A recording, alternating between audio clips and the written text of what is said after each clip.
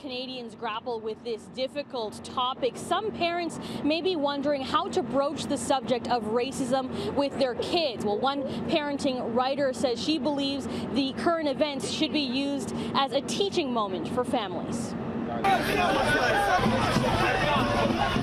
What's been happening in the U.S., I haven't talked to her about that because she hasn't been watching the news, and so you didn't feel the need to bring it up. I'm kind of sick of that whole situation. For many, it's been hard to watch the news rolling in from south of the border. White supremacists rallying in Charlottesville, a man allegedly plowing his car into a crowd of counter-protesters, killing one person.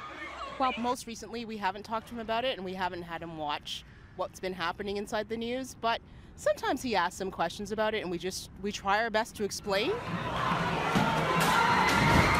While parents with young children may feel the need to shield them from the horrible events unfolding on TV, one parenting expert says it's best not to shy away from the difficult discussions they may spark.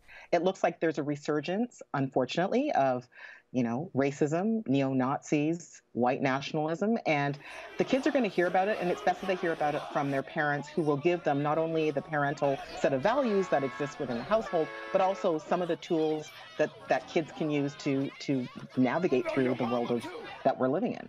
Parenting writer Samantha Kemp-Jackson advises using age-appropriate language and simple examples to broach the subject. It's something this father said he's already doing with his 6-year-old son. Like today we were talking about there was a bully making fun of someone that was small, right? Mm-hmm. And do we make fun of people because they're small? Nope. So we try and just do it step by step, things like that. Some parents we spoke to agree it's never too early to start the conversation.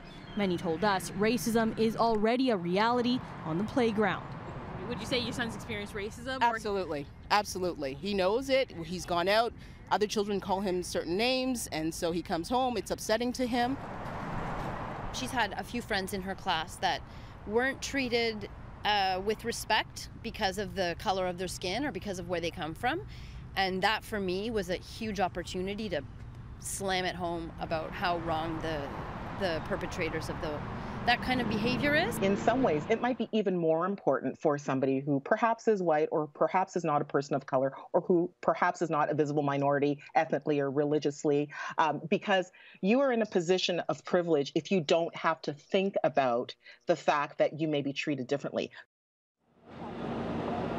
The white supremacist rally that happened in Virginia has refreshed concerns that supremacy and alt-right sentiments could be on the rise here in Canada. Coming up later in the show, we'll talk about whether this political movement could take a foothold here at home.